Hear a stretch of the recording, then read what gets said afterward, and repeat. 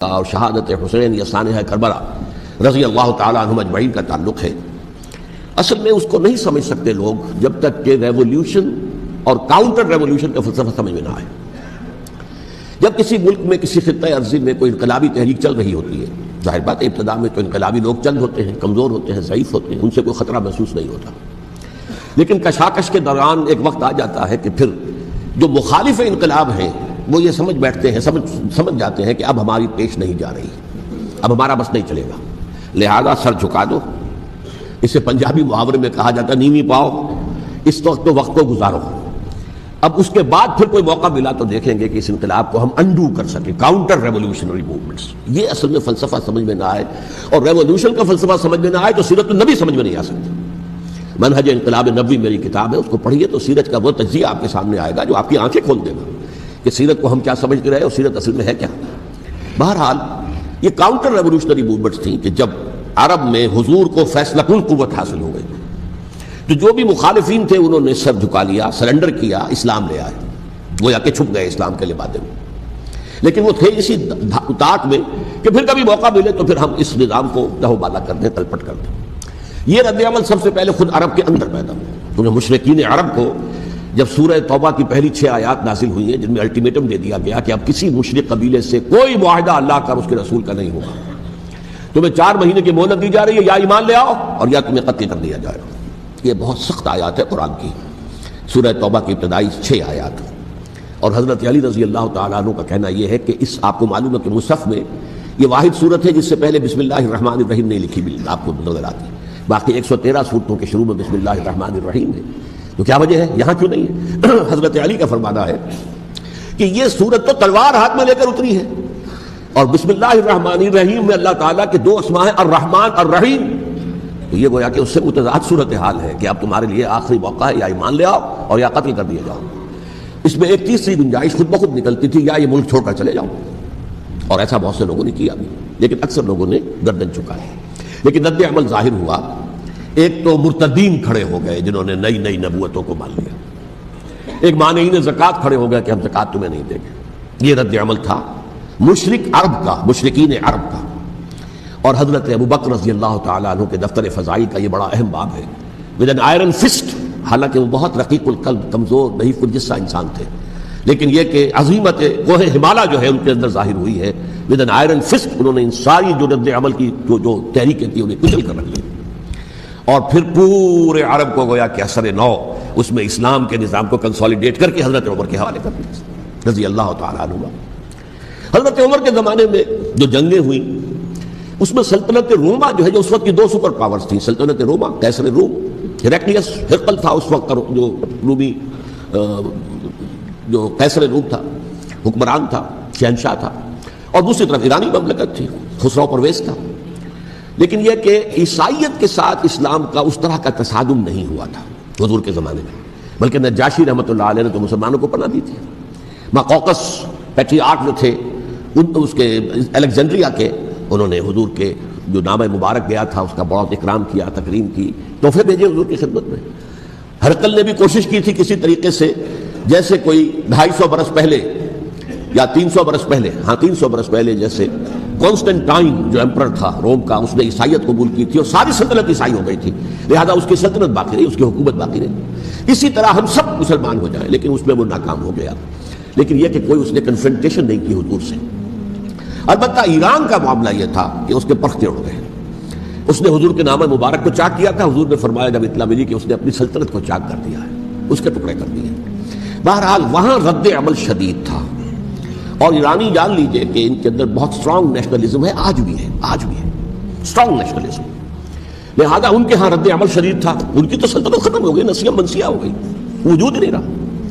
لہذا وہاں سے جو کاؤنٹر ریولوشن شروع ہوا ہے وہ پھر ہرمزان جو ایک بہت بڑا جرنیل تھا، اس نے بڑی عیاری کے ساتھ اپنی جان بچائی تھی۔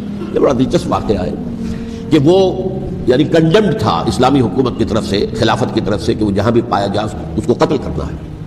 حضرت عمر کی عدالت میں لا کے پیش کیا گیا، حضرت عمر نے کہا یہ واجب القتل ہے، قتل کر دو اس کو۔ اس نے کہا اچھا مجھے ذرا پانی پلا دیجیے۔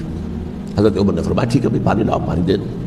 پانی کا کٹورا کہ مجھے پہلے ضمانت دیجیے کہ جب تک میں یہ پانی نہ پی لوں مجھے قتل نہیں کیا جائے گا۔ ہاں ہمارا وعدہ. اس نے وہ کٹورا پھینک دیا پانی کا. کرو مجھے قتل کیسے کرو گے, میں نے وہ پانی تو نہیں پیا. اس سے اپنے آپ کو بچایا اس نے. بہرحال آپ اختلاف کر سکتے ہیں کہ حضرت عمر کو اس عذر کو قبول نہیں کرنا چاہیے تھا, لیکن بہرحال ان کی اپنی مروت و شرافت تھی کہ اپنے وعدے کا پاس کیا. اس کی سازش سے ابو لولو فیروز اس نے حضرت عمر کو شہید کیا. یہ گویا کہ دوسری کاؤنٹر ریولوشنری موومنٹ تھی. انہوں نے یہ سمجھا تھا کہ یہ ساری چکی جو چل رہی ہے, جیسے چکی کی ایک کلی ہوتی ہے, وہ کلی جگہ سے ہٹ جائے تو چکی کیسے چلے گی. یہی بات حضرت علی نے فرمائی تھی حضرت عمر سے رضی اللہ تعالی عنہما. جب شام کے محاذ پر کچھ پسپائی سی ہو رہی تھی تو حضرت عمر نے ارادہ کیا میں خود جاؤں گا محاذ پر اور کمانڈ کروں گا. حضرت علی رضی اللہ تعالی عنہ نے فرمایا کہ نہیں امیر المومنین آپ مت جائیں, چکی اسی وقت تک چلتی ہے جب تک کہ کلی گڑی ہوئی. آپ کلی ہیں اس وقت اس نظام کی جس کے گرد یہ اسلام کی چکی گھوم رہی, آپ مت جائیں. لہٰذا حضرت عمر نے ان کی بات مانی. اس قدر صائب مشورہ تھا جو کیا تھا. بہرحال انہوں نے یہ سمجھا تھا کہ عمر ہی کے بل پر چل رہا ہے یہ سب کچھ, لہذا عمر کو بیچ سے ہٹا دینے سب بیٹھ جائے گا. لیکن ظاہر بات ہے کہ محمد رسول اللہ کی بنائی ہوئی عمارت صلی اللہ علیہ وسلم اتنی کمزور نہیں تھی. اس کے بعد حضرت عمر کے انتقال کے بعد حضرت عثمان کا انتخاب ہوا, اور حضرت عثمان کے بھی 10 سال پہلے جو ہے وہ بالکل حضرت عمر کی جو دور خلافت ہے اس کے بالکل مشابہ ہے, مماثل. ہمارے دنوں میں یہ تصور بٹھا دیا گیا کہ سارے 12 سال شاید فتنہ ہی فتنہ رہا, فساد ہی فساد رہا, دنگا رہا, لڑائی رہی. نہیں, 10 سال پورا امن. اور جس طریقے سے فتوحات کا سیلاب حضرت عمر کے زمانے میں جا رہا تھا اسی طریقے سے حضرت عثمان کے 10 سالوں کے دوران گیا. آخری 2 سالوں میں ایک فتنہ اٹھا ہے. یہ فتنہ کیا ہے اس کو سمجھ لیجیے. مذاہب کی جو 3 سے کنفرنٹیشن ہوئی تھی. ایک تو یہ کہ مملکتوں میں سے مملکت ہرقل, مملکت روم, مملکت ایران. رومی سلطنت کی 2 ٹانگیں مسلمانوں نے توڑ دی, شمالی افریقہ سے نکال دیا, مغربی ایشیا سے نکال دیا. لیکن یورپ میں وہ قائم تھا, اس کی سلطنت تھی. لیکن ایرانی سلطنت کا بالکل دیا پاچا ہو گیا, ختم ہو گیا. اسی طریقے سے 3 مذاہب سے کنفرنٹیشن ہوئی. مشرکین عرب سے, اس کا میں بیان کر چکا ہوں, ان کا پہلا وار حضرت ابوبکر کے عہد خلافت میں ہو گیا. دوسرے جو عیسائیوں کا معاملہ تھا ان سے بھی کوئی تصادم نہیں ہوا حضور کے حیات طیبہ کے دوران. لیکن جو یہودیت بطور مذہب, اس کو ظاہر بات ہے کہ اسلام نے اس کو ختم کیا تھا کم سے کم جزیرہ نما عرب سے. مدینے میں 3 قبیلے تھے جو اپنی غداری کی وجہ سے اور اپنی صلح کو توڑنے کے جرم کی پاداش میں 2 نکالے گئے, اور تیسرا جو ہے اس کے تمام جو جوان افراد تھے انہیں قتل کیا گیا. پھر خیبر پر حملہ کیا گیا اور خیبر کو جو ہے فتح کیا گیا. وہ یہودیوں کا بہت بڑا گڑھ تھا, اور جو مدینے سے نکالے گئے تھے وہ بھی وہیں جا کر مقیم ہو گئے تھے. تو اس اعتبار سے, اور پھر یہودی اپنے آپ کو سمجھتے تھے اللہ کی طرف سے دنیا میں جو نمائندہ جو ہے امت وہ ہم ہیں. اب انہیں معزول کر کے امت محمد کو وہاں پر کھڑا کر دیا گیا صلی اللہ علیہ وسلم. لہذا وہ بہت زیادہ جو سمجھیے ایگریوڈ, سب سے زیادہ جن کو گزند پہنچا ہے حضور کے دست مبارک سے, وہ یہودی تھے. لہذا ان کا جو رد عمل آیا ہے وہ ہے جس کے نتیجے میں حضرت عثمان شہید ہوئے, حضرت علی شہید ہوئے, حضرت حسین شہید. اب اس چیز کو اچھی طرح سمجھیے. یہ جو رد عمل ہے یہ ایک شخص کے ذریعے سے آیا, اور اسی لیے بعض لوگ یہ سمجھتے ہیں کہ یہ خامخواہ کی کہانی ہے. کیا ایک آدمی اتنا بڑا کام کر سکتا؟ عبداللہ ابن سبا ایک یہودی جو اسلام کا لبادہ اوڑھ کر حضرت عثمان کے عہد خلافت میں مدینے میں آ گیا, ٹھیک, اس کے بارے میں تو میں بعد میں عرض کروں گا. لیکن ایک شخص کیا کچھ کر سکتا ہے اس کی مثال بس آپ دے دوں آپ کو. پہلے حضرت مسیح علیہ السلام کے پورے دین کو ایک شخص نے ختم کر دیا, سینٹ پال جسے دنیا جانتی ہے جس کے نام سے. توحید کو تثلیث میں بدل دیا. حضرت عیسیٰ علیہ السلام تو توحید کی تلقین کر کے گئے تھے, توحید ختم, تثلیث آ گئی, جس میں پہلے باپ ماں اور بیٹا تھے, اس کے بعد باپ بیٹا اور روح القدس ہو گئے, تثلیث. نمبر 2, شریعت موسوی کو ساقط کر دیا. لہذا اب پالزم جو ہے کرسچینٹی نہیں رہی, وہ حضرت عیسیٰ کو کہہ کر گئے تھے کہ شریعت موسوی تم پر لاگو رہے گی, نافذ رہے گی, ساقط کر دیا. نمبر 3, اس نے عیسائیت کے دائرہ تبلیغ کو وسیع کر دیا, جنٹائلز یا گوئمز کے اندر بھی, غیر یہودیوں میں. حالانکہ حضرت مسیح کہہ کر گئے تھے کہ تمہیں صرف یہودیوں سے خطاب کرنا ہے, اور میں صرف اسرائیل کے گھرانے کی کھوئی ہوئی بھیڑوں کی تلاش میں آیا. اب آپ دیکھیے حضرت مسیح کے فوراً بعد اور حضرت مسیح کی زندگی کے دوران جب تک کہ وہ موجود تھے, وہ بدترین دشمن تھا حضرت مسیح علیہ السلام کا. بعد میں لبادہ اوڑھا, اور یہ کہ مجھے مکاشفہ ہوا ہے, مکاشفے میں مسیح سے میری ملاقات ہوئی ہے, میں ان پر ایمان لے آیا ہوں. اور پھر اس نے اپنے زہد اور دینداری کا جو بھی فراڈ تھا اس کے نتیجے میں اپنی حیثیت بنا لی, دین مسیحی کو بالکل ختم کر دیا. آج کہاں ہے وہ دین مسیحی؟ دی 100 کے مصنف نے بھی صاف لکھا ہے کہ جب تک حضرت مسیح دنیا کے اندر موجود تھے, عیسائیت کی حیثیت یہودیت نے ایک فرقے سے زیادہ نہیں تھی, یہودیوں کا ایک فرقہ, ایک جماعت بس. یہ سینٹ پال ہے جس نے اسے ایک مستقل مذہب کی حیثیت اختیار کی ہے, تو اٹ شوڈ بی کالڈ بولزم، اور یہ ایک آدمی کا کارنامہ۔ اسی طریقے سے یہ تو ہو گیا حضرت مسیح کے فوراً بعد، رفع سماوی کے فوراً بعد۔ 1500 برس کے بعد ایک تحریک چلی ہے یورپ کے اندر، اصلاح مذہب، اور اس کی پشت پر بھی یہودی ذہن تھا۔ یہودی ذہن نے عیسائیت کو دو حصوں میں تقسیم کر دیا، کیتھولک اینڈ پروٹیسٹنٹس، اور پروٹیسٹنٹس کو اپنا اعلی کار بنایا۔ یہ ایک علیحدہ مضمون ہے جس پر میں تفصیل میں نہیں جانا چاہتا، میری کتاب بھی موجود ہے اس موضوع پر، سابقہ اور موجودہ مسلمان امتوں کا ماضی، حال اور مستقبل، اس میں میں نے تفصیل بیان کی۔ یہ جو تقسیم ہوا ہے تو وہ پہلی بات ایک یہودی، جیسے کہ علامہ اقبال نے، مارکس بھی تو ایک یہودی تھا نا، تو ابلیس کی مجلس شورا میں بڑا پیارا شعر ہے، وہ یہودی فتنہ گر، وہ روح مصدق کا بروز، ہر قبا ہونے کو ہے اس کے جنون سے چاک چاک۔ یہ ایک یہودی فتنہ گر مارکس نے وہ تصور دنیا کو دیا جس نے عظیم انقلاب برپا کیا روس کے اندر، بولشوک ریولوشن، اور جو پھر آدھی دنیا تک پھیل گیا۔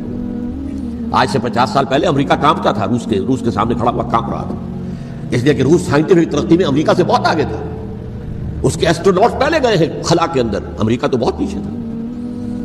بہرحال اس نے جس طریقے سے یو ایس ایس آر کا خاتمہ کرایا ہے وہ ایک علیحدہ بات ہے، میں اس وقت اس طرف نہیں جانا چاہتا، لیکن جان لیجئے کہ وہ ایک شخص کا کارنامہ، وہ یہودی فتنہ گر، وہ روح مصدق کا بروز، ہر قبا ہونے کو ہے اس کے جنون سے تار تار۔ اسی طرح وہ عبداللہ ابن سبا، یہودی فتنہ گر۔ آج اہل تشیع میں سے بعض حضرات کہتے ہیں کہ یہ عبداللہ ابن سبا یہ تو افسانوی شخصیت ہے، اس کی حقیقت کوئی تھی ہی نہیں، حالانکہ ان کی اپنی کتاب میں رجال کشی کے اندر اس کا ذکر موجود ہے، اور یہ بھی موجود ہے کہ حضرت علی رضی اللہ تعالیٰ عنہ نے اپنے عہد خلافت میں اسے زندہ جلوایا ہے۔ اس کی وجہ کیا تھی؟ یہ آیا مدینے کے اندر اسلام کا لبادہ اوڑھ کر، اس نے چند عقیدوں کی اشاعت شروع کی۔ سب سے پہلے حضرت علی تو خدا ہیں، گاڈ انکارنیٹ، اوتار کا تصور، جیسے ہندوؤں میں ہے رام چندر جی خدا کا اوتار، اور عیسائیت میں بھی پہلے گاڈ انکارنیٹ کا تصور تھا کہ حضرت مسیح خدا کا اوتار ہے، انکارنیشن آف گاڈ۔ تو اس نے کہا کہ حضرت علی تو خدا کا اوتار ہے، خدا ہے۔ نمبر 2 اس نے کہا کہ ہر نبی کا ایک وصی ہوتا ہے جس کے حق میں وہ وصیت کرتا ہے، تو حضور صلی اللہ علیہ وسلم کے وصی حضرت علی ہیں، لہذا خلیفہ تو اول روز سے حضرت علی ہیں، حضرت ابو بکر، حضرت عمر، حضرت عثمان، یہ تو غاصب ہیں، اور حضرت عثمان کی خلافت تھی اس وقت خاص طور پر۔ پھر اس نے جو قبائلی عصبیت تھی اسے بھڑکایا۔ پرانی جو عصبیت چل رہی تھی قریش کے اندر، وہ 2 گھرانے ایک دوسرے کے مد مقابل تھے۔ دیکھیے ایک ہوتا ہے قبیلہ، ایک ہوتا ہے گھرانہ۔ ہمارے پنجاب میں ایک قبیلہ ہے وٹو قبیلہ، اس کے گھرانے بہت سے، مانے کے، لالے کے، سجے کے، چابد کے، یعنی کوئی لالا تھا ان میں سے بڑا، ان کے بیٹے ہو گئے لالے کے، ان کی اولاد، خاندان یہ کہلاتے ہیں۔ قبیلہ ایک، یہ وٹو قبیلہ جو قبیلہ تھا قریش، اس میں گھرانے بہت تھے، بنو ہاشم، بنو امیہ، بنو تیم، بنو عدی، یہ بہت سے گھرانے تھے۔ تو چوٹی کے 2 گھرانے جو تھے وہ بنو ہاشم اور بنو امیہ، ان کے درمیان چپقلش تھی، مقابلہ، مسابقت، اور یہ مسابقت فی الخیر بھی ہوتی تھی۔ اگر انہوں نے غریبوں کو کھانے کھلائے ہیں تو ہم ان سے بڑھ کر کھلائیں گے، اگر وہ حاجیوں کی خدمت کرتے تو ہم ان سے بڑھ کر کریں گے۔ تو ان کے اندر یہ مسابقت فی الخیر بھی تھی، لیکن چپقلش تھی کہ کوئی ہم سے آگے نہ نکل جائے، وہ سمجھتا تھا وہ آگے نہ نکل جائے۔ پر اس شخص نے اس پرانی عصبیت کو تازہ کیا کہ حضور تو بنو ہاشم میں سے تھے، لہذا خلافت حق ہے بنو ہاشم کا، یہ غاصب ہے۔ اس سے پہلے 2 خلفاء جو تھے وہ نہ بنو ہاشم سے تھے نہ بنو امیہ سے تھے۔ حضرت ابو بکر بنو تیم میں سے تھے، چھوٹا قبیلہ تھا۔ حضرت عمر بنی عدی میں سے تھے، وہ بھی چھوٹا قبیلہ تھا۔ یہ حضرت عثمان پہلے خلیفہ جو بنو امیہ میں سے تھے، جن کی پرانی چپقلش بنو ہاشم سے تھی۔ اب اس کو موقع مل گیا کہ پرانی قبائلی عصبیت کو بھڑکائے۔ یہ ہے اصل میں اس فتنے کا پس منظر عبداللہ ابن سبا نے جو آ کر پھیلایا ہے، اور اس کی تفصیل میں اس وقت میں نہیں جا سکتا، کیسے یہ فتنہ پروان چڑھا، کیا انہوں نے اسٹریٹجی اختیار کی، کہ یہ کیا کرتے تھے، گروہ بنا کر بھیجتے تھے لوگوں کو، کوفے میں جاؤ تو وہاں پر دمشق کے گورنر کے خلاف اور مصر کے گورنر کے خلاف الزامات لگاؤ، اس نے یہ کیا، وہ غبن کر گیا، وہ یہ کر گیا، وہ خیانت کر رہا ہے، وہ رشتہ داروں کو پال رہا ہے، اور عثمان کے خلاف بھی تقریریں کرو رضی اللہ تعالیٰ عنہ۔ دمشق میں جاؤ تو کوفے کے گورنر کے خلاف، کیونکہ دمشق کے گورنر کے خلاف بات کرو گے تو لوگوں کو معلوم ہوگا کہ یہ جھوٹ بول رہے ہیں، لیکن یہ کہ وہاں تو تم بات کرو کوفے کے گورنر کے خلاف اور مصر کے گورنر کے خلاف اور حضرت عثمان کے خلاف۔ مصر میں جاؤ تو بات کرو کوفے کے اور شام کے گورنر کے خلاف اور حضرت عثمان کے خلاف۔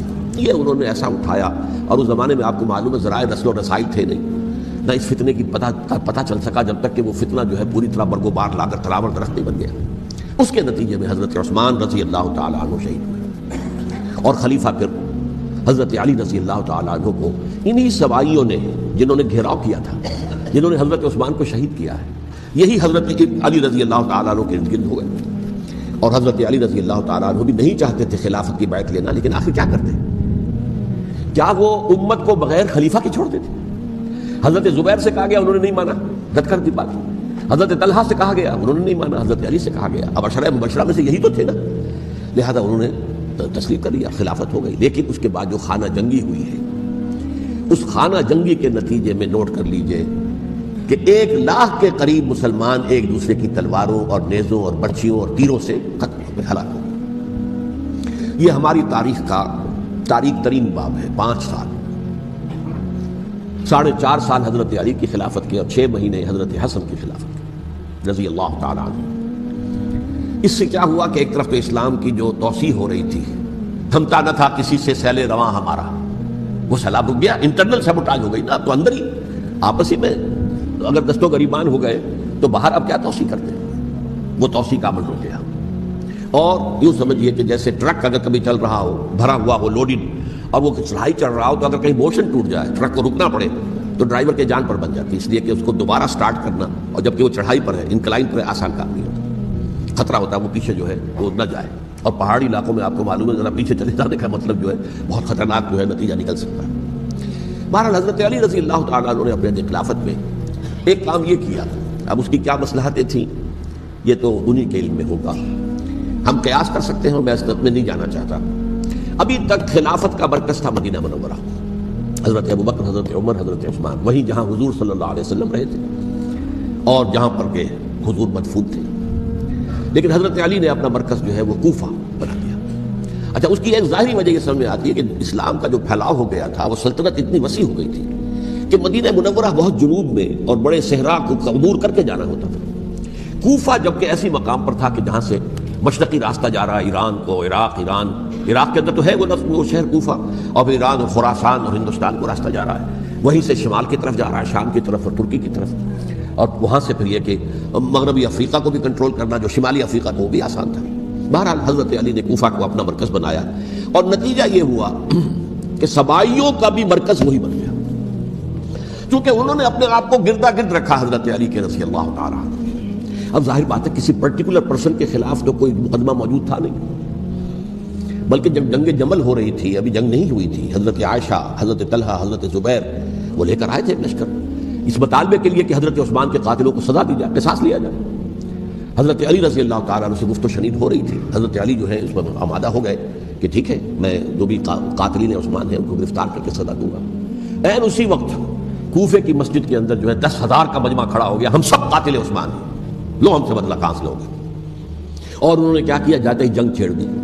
جب چھڑ جائے تو یا مرو یا مارو، اس کے علاوہ تو کوئی چارہ کار ہوتا ہی نہیں. ایک رات میں 10,000 مسلمان شہید ہوئے، جن میں 2 عشرہ مبشرہ میں سے حضرت زبیر اور حضرت طلحہ رضی اللہ تعالیٰ. تو یہ صورت تھی، سبائیوں نے گھیراؤ کیا حضرت علی کا رضی اللہ تعالیٰ. حضرت معاویہ دعوے دار نہیں تھے خلافت کے، قطعاً نہیں، ان کا صرف ایک دعویٰ تھا، اور وہ یہ تھا کہ عثمان کے قاتلوں کو گرفتار کرو، یا خود سزا دو یا ہمارے حوالے کرو، ہم اس سے قصاص لیں گے. اس لیے کہ قبیلہ بنو امیہ کا تھا اور حضرت ابی معاویہ بنو امیہ میں سے، تو ایک خاندانی طور پر جو ہے ہم قصاص لیں گے ان سے جنہوں نے قتل کیا ہے حضرت عثمان کو. لیکن یہاں ظاہر بات ہے کہ حضرت علی رضی اللہ تعالیٰ عنہ کی طرف سے مطالبہ یہ ہوتا تھا تم پہلے میری بیعت کرو، میرے ہاتھ مضبوط کرو تاکہ میں ان کے خلاف کوئی اقدام کر سکوں. لیکن انہیں یہ اندازہ تھا کہ اگر میں نے بیعت کی تو ظاہر بات ہے کہ حضرت علی تک پہنچنے سے پہلے مجھے گردن اڑا دیں گے یہ لوگ، اس لیے کہ سبائی جو ہے وہ آپ کو گھیرے ہوئے. بہرحال ایک عجیب الجھاؤ، ایک ڈائلیما تھا جس کی وجہ سے یہ جنگ چلتی رہی، اور حضرت علی رضی اللہ تعالیٰ عنہ کو انہی کے شیعان علی ہی کے اندر سے وہ جماعت علیحدہ ہوئی تھی جس کو ہم خوارج کے نام سے جانتے ہیں، اور ایک خارجی ابن ملجم ہی نے حضرت علی کو شہید کیا رضی اللہ تعالیٰ عنہ. پھر حضرت حسن رضی اللہ تعالیٰ عنہ، اب دیکھیے کس قدر صحیح بات تھی جو حضرت علی رضی اللہ تعالیٰ عنہ نے فرمائی جب ان سے کہا گیا کہ کیا ہم آپ کے بیٹے حسن کے ہاتھ پر بیعت کر لیں رضی اللہ تعالیٰ عنہ. فرمایا نہ میں تمہیں اس کا حکم دیتا ہوں نہ میں اس سے روکتا ہوں، یہ تمہارا معاملہ ہے، امرہم شورا بینہم، تم اپنے باہمی مشورے سے جو فیصلہ کرو گے ٹھیک ہے، میں نہ حکم دیتا ہوں نہ روکتا ہوں. اس کا کیا مطلب ہے؟ باپ کے بعد بیٹے کی خلافت ہرگز حرام نہیں ہے، ورنہ کہتے کیسے ہو سکتا میرا بیٹا؟ نہیں، یہ نہیں کہا. حضرت عمر سے بھی کہا گیا تھا کہ اپنے بیٹے کو نامزد کر دیں، عبداللہ ابن عمر کو، تو انہوں نے جواب میں کیا کہا؟ اسے تو طلاق دینی بھی نہیں آتی، انہوں نے اپنی کسی زوجہ کو طلاق دی تھی اور اس میں جو صحیح ترین طریقہ ہے وہ اختیار نہیں کیا تھا، انہیں طلاق دینے تک نہیں آتی تو میں اسے خلیفہ بنا دوں. یہ نہیں کہا تھا کہ باپ کے بعد بیٹا خلیفہ نہیں ہو سکتا، یہ تو نہیں کہا، کہیں حرام نہیں ہے، نہ کتاب و سنت میں، نہ کوئی حدیث ہے، نہ کہیں قرآن مجید میں. تو حضرت علی نے بھی فرمایا رضی اللہ تعالیٰ، نہ میں روکتا ہوں نہ حکم دیتا ہوں، یہ تمہارا اپنا معاملہ ہے. بہرحال حضرت حسن رضی اللہ تعالیٰ عنہ نے حضرت امیر معاویہ سے صلح کر لی، خلافت ان کے سپرد کر دی. دیکھیے میں حضرت ابوبکر، حضرت عمر، حضرت عثمان، حضرت علی کے ساتھ حضرت حسن کے دور خلافت کو بھی خلافت راشدہ میں سے سمجھتا ہوں. اور تبھی 30 سال پورے ہوتے ہیں اس حدیث کے مطابق کہ حضور نے فرمایا خلافت 30 برس رہے گی پھر ملوکیت آ جائے گی. تو حضرت حسن کا بہت بڑا کارنامہ یہ ہے کہ اس خانہ جنگی کا دروازہ بند کر دیا. اور یہ پیشن گوئی تھی حضور کی صلی اللہ علیہ وسلم. حضرت حسن جب بچے تھے حضور کے انتقال سے پہلے، میرا یہ بیٹا مسلمانوں کے 2 گروہوں میں صلح کرائے گا، یہ حضور کی پیشن گوئی تھی. اور وہ پیشن گوئی حضرت حسن کے علم میں بھی ہوگی یقیناً. بہرحال انہوں نے صلح کی حضرت امیر معاویہ کے ساتھ رضی اللہ تعالیٰ عنہ، خلافت ان کے حوالے کر دی اور کچھ شرائط تھیں طے ہو گئی. اللہ خیر صلی اللہ. حضور کی تو یہ پیشن گوئی جو ہے صحیح ثابت ہوئی کہ میرا یہ بیٹا مسلمانوں کے 2 بڑے گروہوں کے درمیان صلح کرا دے گا. اور سبائیوں نے انہیں تانے دیے، یا عار المومنین، اے مومنوں کے لیے موجب عار، موجب شرم، تم نے بزدلی دکھائی ہے، تم نے امیر معاویہ کو خلیفہ تسلیم کر لیا، تم نے بزدلی دکھائی. معاذ اللہ ثم معاذ اللہ ثم معاذ اللہ. اب میں کچھ باتیں حضرت امیر معاویہ کے بارے میں کہنا چاہتا ہوں، اس لیے کہ وہاں اس میں نے حضرت معاویہ کے بارے میں یہ تو بہت حدمت کے ساتھ کہا تھا اور میں اب بھی اس پر قائم ہوں اور پوری طریقے سے قائم ہوں. میرا مستقل موقف یہی ہے کہ حضرت معاویہ رضی اللہ تعالیٰ عنہ کے دور خلافت کو ہم خلافت راشدہ میں شامل نہیں سمجھتے، اہل سنت میں سے کوئی بھی نہیں سمجھتا. لیکن اس کے ساتھ میں نے حضرت امیر معاویہ کے کچھ مناقب بھی بیان کیے تھے تاکہ پلڑا جو ہے ترازو کا اس کے دونوں پلڑے سامنے آ جائیں. لیکن یہ کہ وہ حصہ میرے اس بیان کا نکال دیا گیا، ختم کر دیا گیا. یہ میں نہیں جانتا کہ اس میں کیا مصلحت دیکھی گئی ہے. اس میں تو کسی کے لیے کوئی معاملہ ایسا نہیں تھا کسی کے جذبات کو جو ہے وہ ٹھیس پہنچانے والا. کیونکہ میں نے کہا وہ خلیفہ راشد نہیں تھے، صاف میں نے کہا، بلکہ وہ دور ملوکیت کا آغاز ان سے ہو گیا. بلکہ جب ایک صاحب نے یہ کہا کہ کربلا کے بعد سے دور ملوکیت آ رہی تھی تو میں نے کہا نہیں جناب، دور ملوکیت تو 20 سال پہلے پوری ہو چکی تھی، شروع ہو چکی تھی.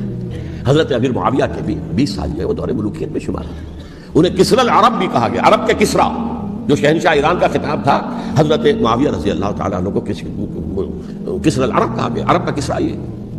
لیکن دوسری طرف یہ ہے کہ وہ صحابی رسول ہیں رضی اللہ تعالیٰ، حضور کے برادر نسبتی بھی ہیں، حضور کے سالے ہیں. ان کی ہمشیرہ ام حبیبہ حضور کی زوجہ محترمہ ہے، ام المومنین ام حبیبہ رضی اللہ تعالیٰ عنہ. پھر کس قدر معتمد علیہ تھے حضور کے کہ کاتبان وحی میں شامل تھے. وحی کی کتابت کرنے والے چند لوگ تھے جنہیں کہ حضور کہتے تھے کہ اب یہ آیت لکھ لو، ان میں سے ایک امیر معاویہ بھی رضی اللہ تعالیٰ. تو بڑے توازن کی ضرورت ہے. دیکھیے صحابہ کرام کا جہاں تک تعلق ہے، اہل سنت کا موقف یہ ہے کہ صحابہ تو کلہم عدول، صحابہ سب کے سب نیک نیت ہیں اور ان کی روایت جو ہے قبول کی جائے گی، رد نہیں کی جائے گی، ان پر کوئی جرح و تعدیل نہیں ہوگی، اس لیے کہ ان کا تزکیہ محمد رسول اللہ صلی اللہ علیہ وسلم نے کیا تھا. لہٰذا یہ تو ہو سکتا ہے کہ کسی صحابی سے کوئی خطا ہو جائے، لیکن وہ خطا اجتہادی ہوگی، نیت کی خطا نہیں ہوگی، نیت کی غلطی نہیں ہوگی. اگر کسی صحابی کی نیت پر حملہ کیا جائے تو یہ اصل میں طعن ہے، حملہ ہے حضور پر کہ وہ تربیت دے نہیں سکے اپنے ساتھیوں کو، معاذ اللہ ثم معاذ اللہ ثم معاذ اللہ، وہ تزکیہ کر ہی نہیں سکے.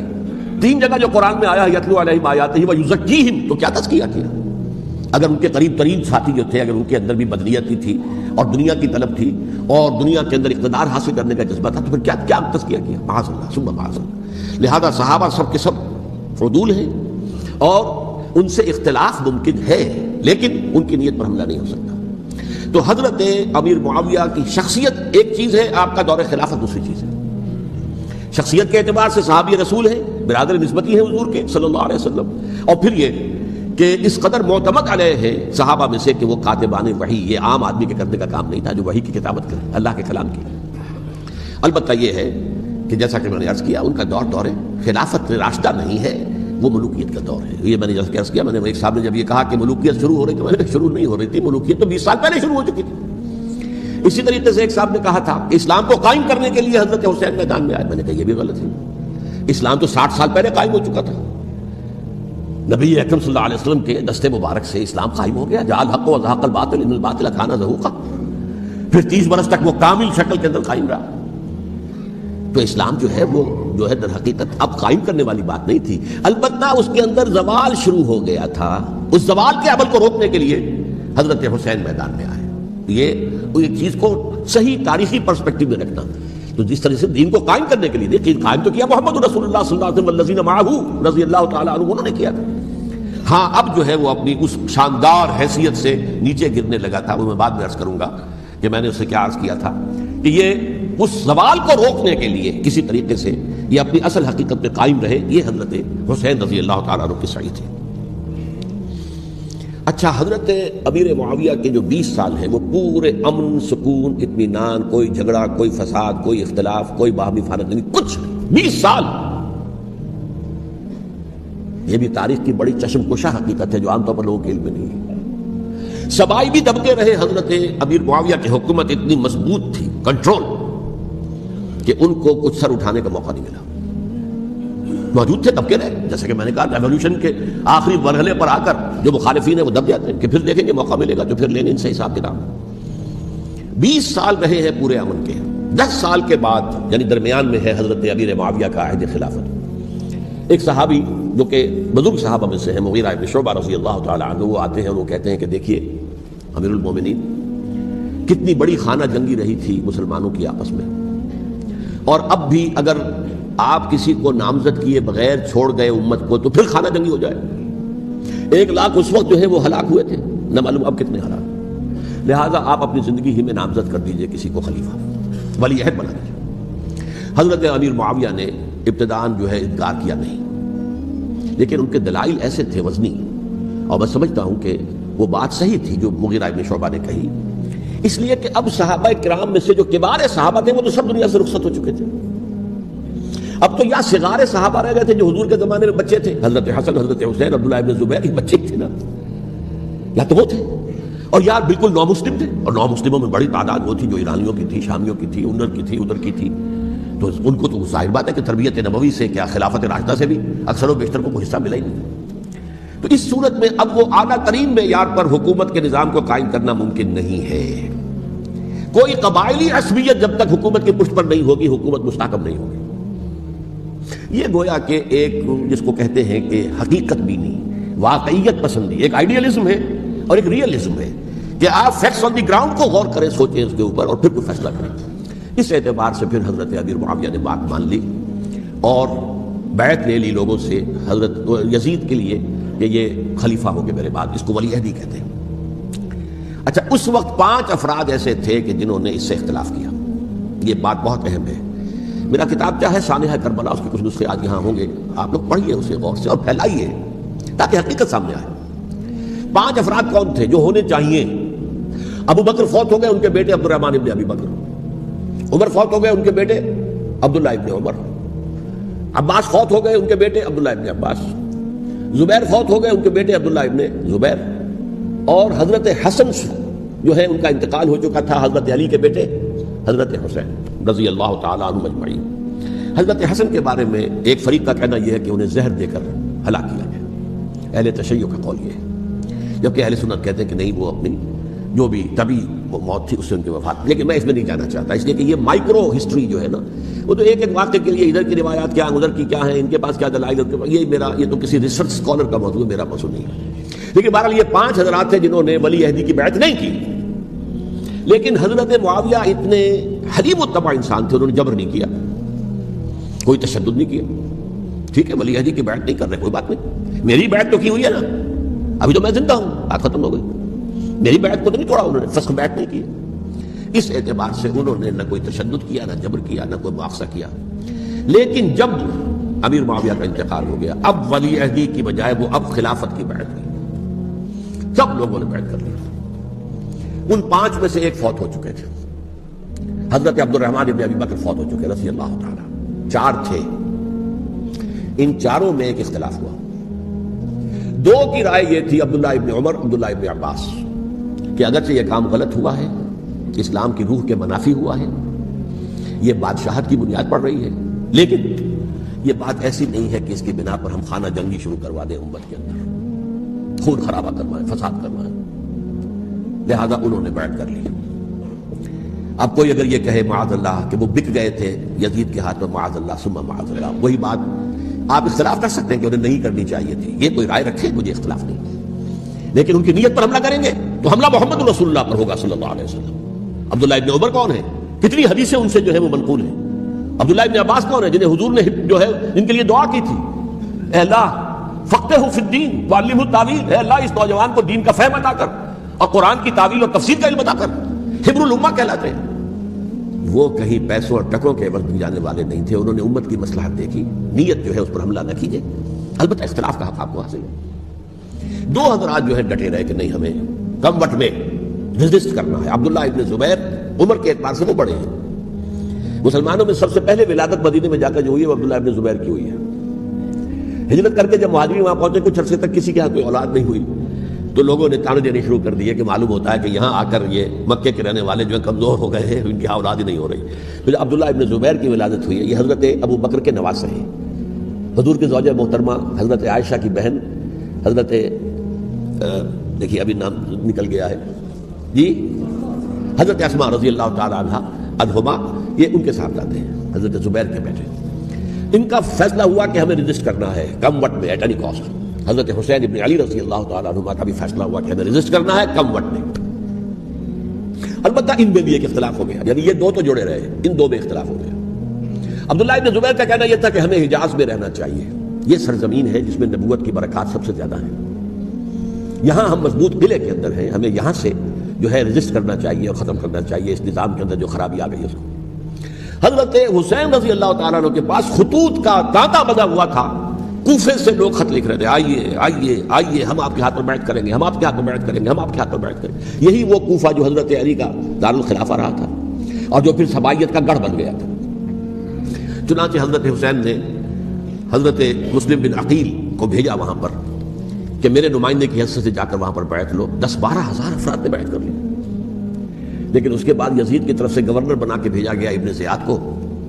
ابن زیاد نے آ کر جو تشدد کیا اور سختی کی تو سب کے سب بیعت توڑ کر اور سب منحرف ہو گئے۔ مخلصین تو تھے نہیں، الکوفی لایوفی، کوفی جو ہے وہ تو کوئی وعدہ وفا کرنے والا ہوتا ہی نہیں، بیعت توڑ دی۔ فمن نقص فانما ينقص على نفسه، بیعت کے بعد بیعت توڑ دینا بہت بڑا گناہ ہے، توڑ دی۔ ادھر اطلاع مل گئی حضرت حسین کو، چل چکے تھے، وہ راستے میں تھے کہ وہاں تو مسلم بن عقیل شہید ہو گئے اور سب لوگوں نے بیعت توڑ دی۔ اب واپس جانا چاہتے تھے لیکن مسلم بن عقیل کے بیٹے جو ہے اڑ گئے۔ یہ عرب کی اپنی ایک جو ہے پرانی ان کی حمیت اور ان کا قبائلی نظام کہ اب ہم اپنے والد کے خون کا قصاص لیے بغیر نہیں جائیں گے۔ حضرت حسین رضی اللہ تعالیٰ عنہ کی مروت اور شرافت، یہ میرا ساتھ دینے کے لیے آئے تھے، اب میں ان کا ساتھ نہ دوں تو یہ تو شرافت اور مروت کے خلاف ہے۔ کہا اچھا چلو چلتے۔ وہاں جا کر بھی عین اپنے میدان کے اندر بھی حضرت حسین رضی اللہ تعالیٰ عنہ نے 3 چیزیں پیش کی ان کوفیوں کے لشکر کے خلاف۔ سب سے بڑا لشکر کے اندر سب سے بڑے تو کوفی تھے جنہوں نے بیعتیں کی ہوئی تھی حضرت حسین کے ساتھ۔ دیکھو مجھے جانے دو واپس حجاز کی طرف، یا مجھے سرحدوں پر بھیج دو تاکہ میں کافروں کے ساتھ جنگ کرتے ہوئے اپنی جان دے دوں، یا مجھے یزید کے پاس جانے دو، میں اپنا معاملہ اس سے طے کر لوں۔ لیکن کوفیوں کو یہ گوارا نہیں تھا۔ اگر یہ یزید کے پاس پہنچ گئے تو ہمارا کچا چٹھا بیان کر دیں گے کہ مجھے تو ان لوگوں نے برگلا کر بلایا تھا۔ اس لیے کہ دیکھیے حضرت امیر معاویہ کے 20 سالوں کے دوران میں بتا چکا ہوں، ان کی حکومت اتنی مستحکم تھی کہ اس کے خلاف کوئی فتنہ اٹھانا ممکن نہیں تھا۔ اب چونکہ چینج اوور ہوا تھا، اور چینج اوور میں آپ کو معلوم ہوتا ہے کہ ایک جس کو کہتے ہیں every thing is in the melting پاٹ، ابھی تو یہ درمیان کے اندر معاملہ ہے، تو انہیں موقع ملا، سر اٹھایا حضرت حسین رضی اللہ تعالیٰ عنہ کو، جو خطوط لکھے جس کے کہ تھیلے کے تھیلے اور بوریوں کی بوریاں بھری ہوئی حضرت حسین کے ساتھ تھی، وہ کہا کہ آئیے ہم آپ سے بیعت کریں گے۔ انہوں نے نہیں مانا، اور اصل میں حضرت حسین کے قاتل وہ کوفی ہیں، وہ بزدل، وہ منافق جنہوں نے بیعت کر کے بیعت توڑی، اور اب وہ آ گئے کہ اگر یہ حسین رضی اللہ تعالیٰ عنہ بچ کر کہیں یزید کے پاس پہنچ گئے تو پھر ہمارا کچا چٹھا جو ہے وہ سامنے آ جائے گا اور ہماری پھر شامت آ جائے گی، لہذا انہوں نے قتل کیا حضرت حسین کو رضی اللہ تعالیٰ۔ ایک بات جو علامہ ڈاکٹر قلب صادق نے فرمائی، اور مجھے میرے علم میں یہ بات پہلے نہیں تھی، وہ یہ کہ حضرت حسین کے قتل کا فتویٰ ایک بہت بڑے مفتی نے دیا تھا۔ یہ بات بھی ذرا سمجھ لیجیے، حضرت حسین رضی اللہ تعالیٰ عنہ کے قتل کا فتویٰ بہت بڑے مفتی نے دیا تھا۔ کیوں دیا تھا؟ اس لیے کہ حضور کی احادیث موجود ہیں کہ جب ایک شخص کی ایک خلیفہ کی بیعت ہو جائے تو دوسرا اگر کھڑا ہو تو اسے قتل کر دو. کھلی حدیث. اسی لیے ایک بہت بڑے مفسر بھی ہیں، فقیہ بھی ہیں، قاضی ابن العربی رحمۃ اللہ علیہ. ایک ابن عربی ہیں الف لام کے بغیر، ابن عربی، وہ بہت بڑے صوفی ہیں، فلسفی ہیں، اندلس کے ہیں. یہ قاضی ابن العربی ہیں جنہوں نے قرآن کی ایک تفسیر لکھی ہے اس اعتبار سے کہ صرف ان آیات کی تفسیر جن سے کہ فقہی احکام جو ہیں ان کا استنباط ہوتا ہے. یہ دو تفسیریں اس طور سے لکھی گئی ہیں قرآن مجید کی. احکام القرآن ان کا نام ہے دونوں کا. جن میں سے ایک جو ہے قاضی ابن العربی کی ہے. ان کا ایک جملہ نقل ہوتا ہے، قتل الحسین بسیف جدہ، حسین قتل ہو گئے اپنے ہی نانا کی تلوار سے. وہ تلوار کیا تھی؟ جب کسی کی بیعت ہو چکی ہو پھر کوئی کھڑا ہو مدعی خلافت قتل کر دو. میرے نزدیک حضرت حسین مدعی خلافت نہیں تھے. یہ بات اس وقت سامنے لوگوں کے نہیں آئی، بلکہ حکومت نے یہ باور کرا دیا کہ یہ تو باغی ہے، یہ مدعی ہے خلافت کے. انہوں نے تو دعویٰ نہیں کیا خلافت، وہ تو صرف اس عمل کو روکنے کے لیے میدان میں آئے تھے. اور اس بات کو اچھی طرح سمجھ لیجئے کہ اس وقت تک یہ جو تصور آج ہمارے پاس ہے کہ ریاست علیحدہ ہے، حکومت علیحدہ ہے. State of Pakistan, we are loyal to the state of Pakistan. ہم ریاست پاکستان کے وفادار ہیں، گورنمنٹ آف پاکستان کے وفادار نہیں ہے. We are not loyal to the government. Government تو کبھی بے نظیر کی تھی، ہم اس کے خلاف تحریک چلا رہے تھے، یا کبھی کسی اور کی تھی اس کے خلاف تحریک چل رہی ہے، یا کبھی ضیاء الحق کی تھی اس کے خلاف تحریک چل رہی ہے. گورنمنٹ کو بدلنا تو عوام کا حق ہے آج، اس وقت نہیں تھا. اس وقت ریاست اور حکومت کا کوئی فرق نہیں تھا. لہذا جو حکومت سے اختلاف کرے گویا کہ باغی ہے. یہ ہے اصل میں وہ پیچیدہ مسئلہ کہ کیوں کسی مفتی نے فتویٰ دے دیا. اس لیے کہ اس وقت تک ریاست اور حکومت کا فرق واضح نہیں تھا دنیا پر. یہ تو ابھی کچھ 100-150 سال کی بات ہے کہ آج ہمارا جو پولیٹیکل سائنس کا ایولیوشن ہوا ہے وہ اس اسٹیج تک پہنچ گیا ہے کہ اسٹیٹ علیحدہ ہے، حکومت علیحدہ ہے. حکومت تو اسٹیٹ کے 3 آرگنز میں سے ایک آرگن ہے. ایڈمنسٹریشن حکومت کی ہے، جوڈیشری ہے اور لیجسلیچر ہے. 3 آرگنز ہیں بڑے بڑے، ان میں سے ایک ہے. تو حکومت کو بدلنا تو عوام کا حق ہے، چاہے وہ ووٹ کے ذریعے بدلے چاہے ایجیٹیشن. اگر پورا من ایجیٹیشن ہے اس سے حکومت کو بدلنے کا حق حاصل ہے دستوری طور پر ہر اعتبار سے. اس وقت یہ نہیں تھا. لہذا صورتحال یہ بن گئی کہ حکومت وقت نے باور کرا دیا مسلمانوں کو. ورنہ سوچئے نواسۂ رسول کو قتل کرنا کوئی آسان کام تھا. آخر سب کلمہ گو تھے کہ نہیں تھے؟ کلمہ گو تو تھے نا، اور حضور سے عقیدت اور محبت میں کمی. لیکن یہ کہ فتویٰ اگر ایک بہت بڑے مفتی کا، جو کہ حضرت علامہ ڈاکٹر قلب صادق صاحب نے فرمایا، مجھے اس مفتی کا نام بھی معلوم نہیں، کہ ایک مفتی کا فتویٰ تھا وہ، جس کے بنا پر اب ان لوگوں نے حضرت حسین کو قتل کیا. اور یہی وجہ ہے کہ انہوں نے پھر خیموں کو بھی آگ لگا دی. وائی حالانکہ دیکھیے اگر دشمنی کا انتقام ہوتا تو حضرت علی بن حسین جو بیمار تھے، جو بعد میں زین العابدین رحمۃ اللہ علیہ کے نام سے پھر یہ اہل تشیع کے چوتھے امام معصوم ہیں، حضرت علی، حضرت حسن، حضرت حسین اور پھر حضرت علی بن حسین زین العابدین رحمۃ اللہ علیہ، کیا ان کو بھی قتل کرتے تھے؟ حضرت حسین کی نسل ختم ہو جاتی. لیکن دیکھیے آگ کیوں لگائی؟ آگ اس لیے لگائی کہ وہ جو ڈاکومنٹری پروف ہے ہماری غداری کا یزید کے خلاف حضرت حسین کو جو ہم نے دعوت دی، وہ جو ڈاکومنٹری پروف خطوط کی شکل میں موجود ہے وہ ختم ہو جائے، ڈسٹرائے ہو جائے. اس کے لیے انہوں نے خیموں میں آگ لگائی. بہرحال یہ ہے تاریخی پس منظر. یہ اسی سبائی فتنے کا تسلسل ہے جس نے سب سے پہلے حضرت عثمان کی جان لی رضی اللہ تعالیٰ عنہ. 5 سال تک مسلمانوں میں خانہ جنگی رکھی، حضرت علی کو پھر شہید کیا، اور اس کے بعد جو ہے 20 سال حضرت امیر معاویہ کے تو سر نہیں اٹھا سکے. لیکن پھر جب ایک چینج اوور ہو رہا تھا تو اس وقت انہوں نے موقع غنیمت سمجھا کہ اب کھڑے ہو جاؤ اور اب دوبارہ ایک فتنہ جو ہے اس کو امت کے اندر پیدا کر دو. اچھا، اس معاملے میں ایک بات جو میں نے وہاں کہی کہ ہمارے ہاں شاعرانہ جو مبالغہ آمیزی ہے، یہ میری گفتگو کا حصہ انہوں نے حذف کر دیا ہے. اور میں نے ایک سنی شاعر، بہت بڑے عالم، جن کے حوالے سے آج بھی میری تقریر ہوگی خالق جناح ہال میں، مولانا محمد علی جوہر کے ایک شعر کے حوالے سے کہا کہ قتل حسین اصل میں مرگ یزید ہے، اسلام زندہ ہوتا ہے ہر کربلا کے بعد. میں نے کہا بالکل محمل شعر ہے. اسلام مرا ہی نہیں تھا، زندہ ہونے کا کیا سوال؟ اور اگر کسی درجے میں مزمحل یا زخمی ہوا تھا تو وہ تو رہا، کربلا کے بعد بھی رہا. یزید کی حکومت بھی رہی، بنو امیہ کی حکومت بھی چلی، کوئی تبدیلی تو نہیں آئی. یہ کیا کہہ رہے ہیں؟ اسلام زندہ ہوتا ہے کربلا کے بعد. میں نے کہا اسلام مرا نہیں تھا. جیسے میں نے یہ کہا کہ ملوکیت جو ہے وہ اب تک شروع نہیں ہوئی، ملوکیت تو 20 برس پہلے شروع ہو چکی تھی حضرت امیر معاویہ کے. لیکن ظاہر بات ہے کہ حضرت حسن نے، حضرت حسین نے اس کو قبول کیا، اور حضرت حسین نے تو پھر 10 سال تک ولی عہدی جو تھی چاہے بیعت نہیں کی لیکن اس کے خلاف میدان میں آ کر چیلنج تو نہیں کیا. اس اعتبار سے یہ معاملہ جو ہے اسلام زندہ ہوتا ہے کربلا کے بعد، یہ بے تکی بات ہے۔ ہاں حضرت شاہ اسماعیل شہید رحمۃ اللہ علیہ کی اگر میں تشبیہ کو تمثیل کو سامنے رکھوں تو اسلام کی عمارت 6 منزلہ ہے، 6ٹھی منزل ٹاپ کی وہ گر گئی، 5 منزلیں انٹیکٹ تھیں، اسلام مرا نہیں تھا۔ عدالت میں شریعت کے مطابق فیصلے ہو رہے تھے، قاضی تھے، مفتی تھے، شریعت نافذ تھی، اسلام کہاں مرا تھا؟ جبکہ خود کہہ رہے ہیں علامہ قلب صادق کے ایک مفتی کے فتوے سے حضرت حسین کو قتل کیا گیا۔ اب وہ مفتی کی رائے اس کی بدنیتی ہو جو بھی ہو وہ جانے، اللہ جانے، لیکن عام مسلمان کیا کریں؟ اس پہلو سے اسلام مرا نہیں تھا۔ ہاں ایک منزل گر گئی تھی، وہ گری رہی، 1000 برس تک گری رہی، یہاں تک کہ آ کر مغربی امپیریلزم نے اس کے گرایا، ملوکیت کا معاملہ ختم کیا اور وہ جبرین ملوکیت دوسری آ گئی، ورنہ وہی سب بادشاہی چلی ہے۔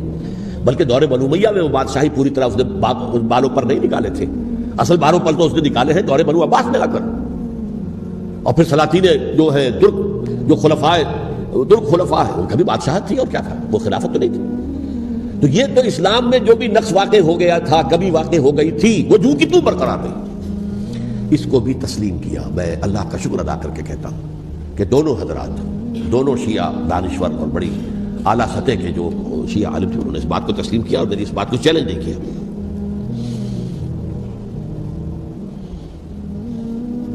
اصل میں تیسری بات میں نے یہ کہی کہ دیکھیے حضرت حسین رضی اللہ تعالی عنہ کی اس شہادت کے بعد، اس کے بعد واقعہ حرہ بھی ہوا ہے، جو واقعہ کربلا سے بھی بعض اعتبارات سے زیادہ بھیانک اور زیادہ گھناؤنا واقعہ بنو امیہ کی تاریخ ہے، جس کو لوگ جانتے ہی نہیں۔ مدینہ کے کچھ لوگوں نے بغاوت کی اور انہوں نے اس کے خلاف فوج بھیجی، اور فوج کو جب مدینہ فتح کر لیا 3 دن کے لیے حلال کر دیا، جو چاہو کرو، یہاں جسے چاہو مارو، جسے چاہو لوٹو، جس کا گھر چاہو برباد کرو، جس عورت کو چاہو ریپ کرو، اور یہ مدینہ النبی کے اندر ہوا۔ تو کاٹ کھانے والی ملوکیت کے اندر بہت سے واقعات ہوئے۔ عبداللہ ابن زبیر کھڑے ہوئے، انہوں نے حکومت قائم کی تھی، لیکن یہ کہ وہ تو 6 سال کے لیے کامیاب بھی رہے، ایک حکومت قائم کی، بنو امیہ کے ہاتھ پر بیٹھ نہیں کی، بالآخر ان کی حکومت بھی ختم ہو گئی۔ پھر حضرت زید کھڑے ہوئے، انہوں نے بغاوت کی، وہ بھی ناکام رہے۔ پھر بنو عباس میں کھڑے ہوئے حضرت نفس زکیہ، حضرت حسن رضی اللہ تعالیٰ عنہ کی اولاد میں سے، وہ بھی ناکام ہو گئے، شہید ہو گئے۔ پھر یہ سمجھ لیا گیا کہ اب یہ جہاں تک 6ٹھی منزل ہے وہ تو دوبارہ تعمیر نہیں ہو سکتی، یہ تو جس کی لاٹھی اس کی بھینس، جس کے پاس طاقت ہوگی اس کی حکومت ہوگی، جس کا قبیلہ زیادہ قوی ہوگا، جس قبیلے میں زیادہ عصبیت ہوگی، مضبوط ہوگا، متحد ہوگا، طاقتور ہوگا، اسی کی حکومت ہوگی۔ البتہ اس کے نیچے لوگوں کے اخلاق کی اصلاح کرو۔ صوفیاء کرام نے وہ کام اپنے ذمہ لیا، اور بالکل وہی کام ہے کہ جو ائمہ اہل بیت کرتے رہے۔ حضرت حسن کی اولاد میں، پھر حضرت علی بن حسین رضی اللہ تعالیٰ، حضرت حسین کی اولاد میں، پھر امام محمد باقر، امام محمد جعفر صادق، اور اس کے بعد بھی 5 اور، کسی نے بغاوت نہیں کی۔ جیسے علماء کرام کام کر رہے تھے اور جیسے صوفیاء کرام کام کر رہے تھے، ایسے ہی وہ مسلمانوں کی علمی تربیت، روحانی تربیت و تزکیہ کر رہے تھے، کسی نے حکومت کو چیلنج نہیں کیا۔ نوٹ کر لیجیے اس بات، حضرت علی نے بھی چیلنج نہیں کیا تھا، حضرت حسن نے چیلنج نہیں کیا، خود صلح کر لی۔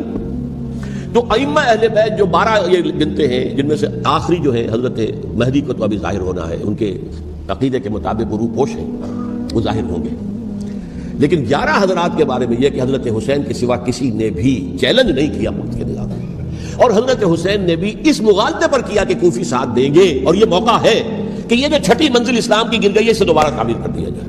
انہوں نے خلافت کا دعویٰ نہیں کیا تھا، یہ انہیں عوام کو مغالطے میں مبتلا کیا گیا کہ یہ خلافت کا مدعی ہو کر سامنے آیا۔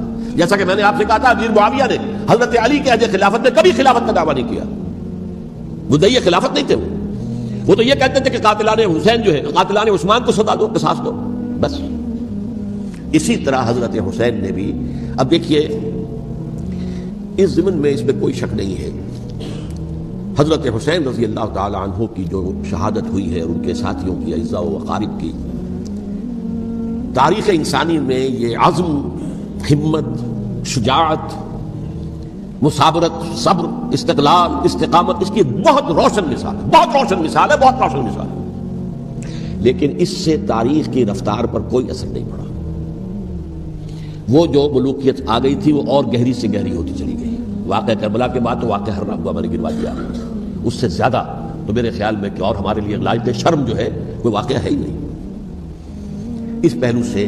لیکن حضرت حسین کا ایک، اب ان کو یہ کہ میں، مطلب یہ کہ اگر میں ان کے ہاتھ پر بیعت کر لیتا ہوں، جو کہ اس وقت سامنے موجود تھے، کہ یزید کی بیعت تمہارے ہاتھ پر کرتا ہوں، تو گویا کہ اپنے آپ کو سرنڈر کر دیتے.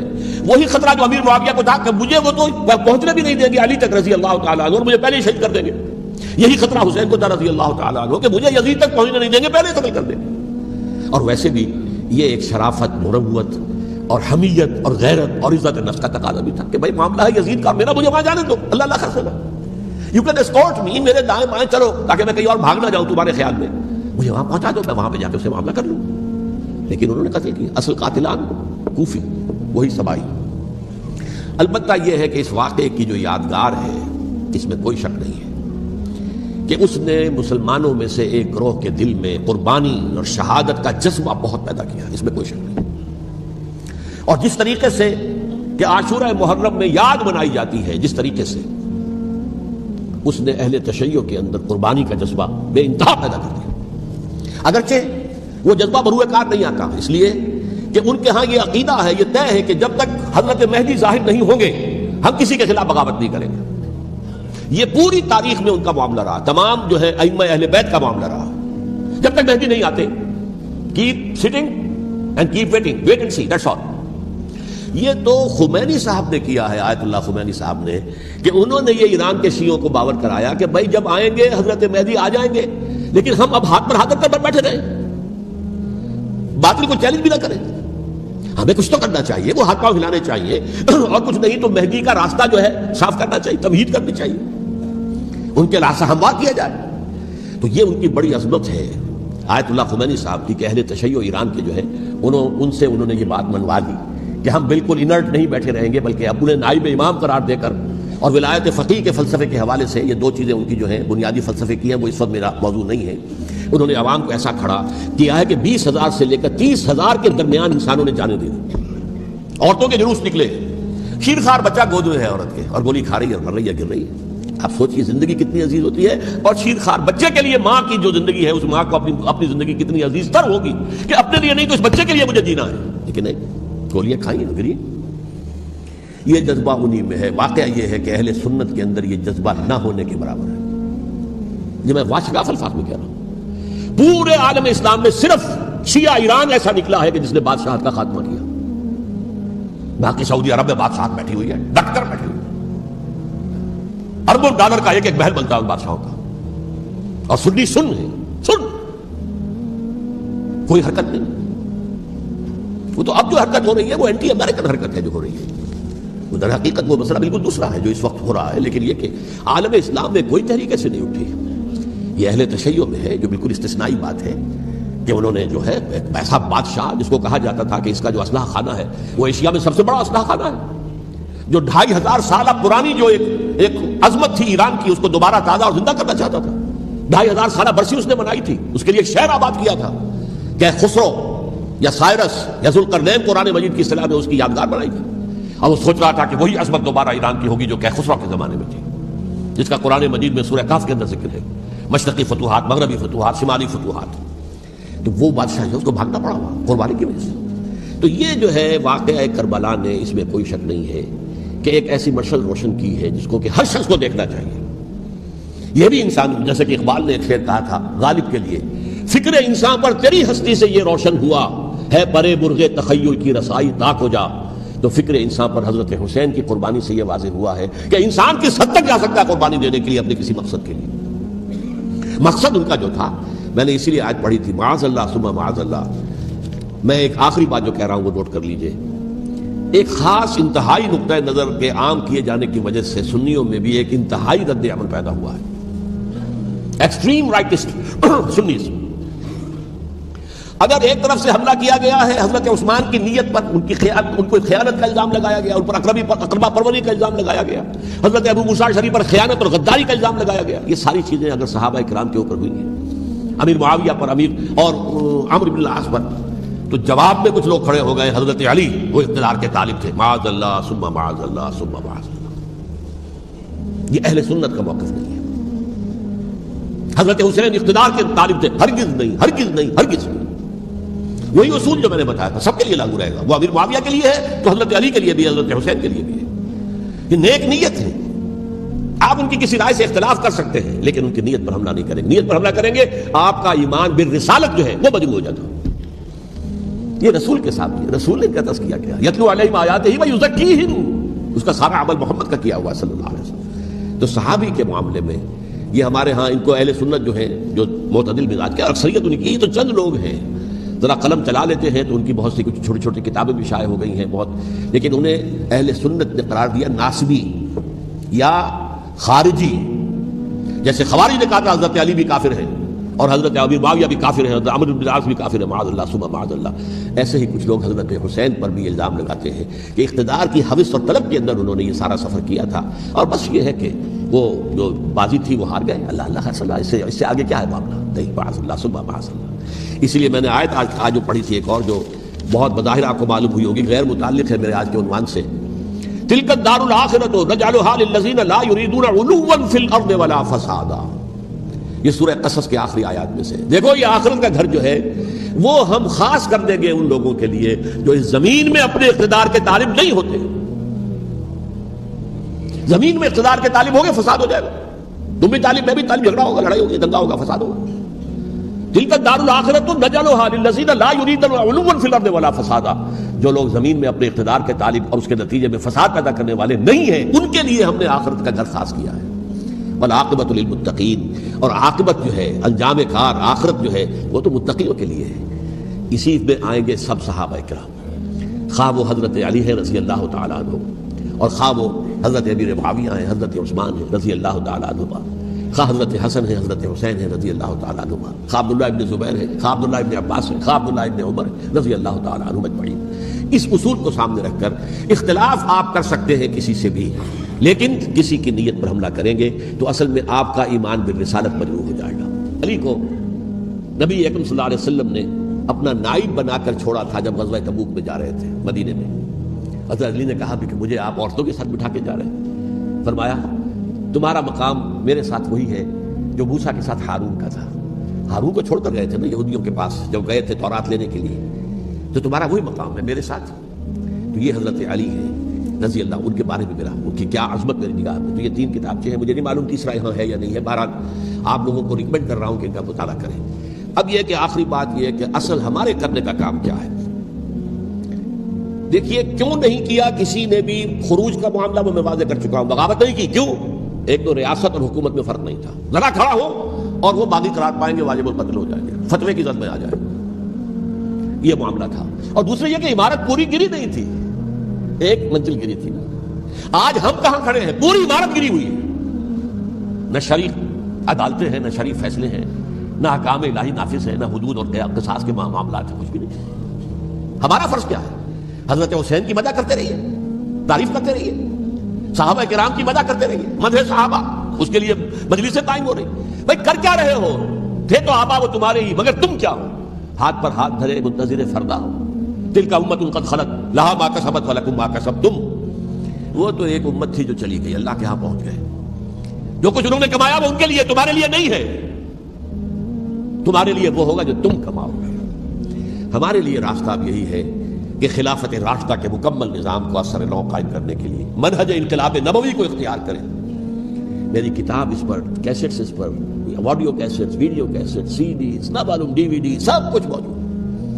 سیرت النبی پر تو میں عرض کر چکا ہوں، فلسفہ سیرت النبی سمجھنا ہے تو میری کتاب پڑھیے، ورنہ سیرت النبی آپ پڑھ لیں گے، واقعات معلوم ہو جائیں گے، فلسفہ سیرت سامنے نہیں آئے، اس کا آپ مطالعہ کریں گے میری کتاب سے۔ اور دوسرے یہ کہ یہ خلافت قائم کرنے کے لیے جو جد و جہد ہم کر رہے ہیں، تحریک خلافت پاکستان جس کا میں داعی ہوں ادنا سا، وہ تنظیم نہیں ہے، اس کا امیر نہیں، وہ ایک تحریک ہے۔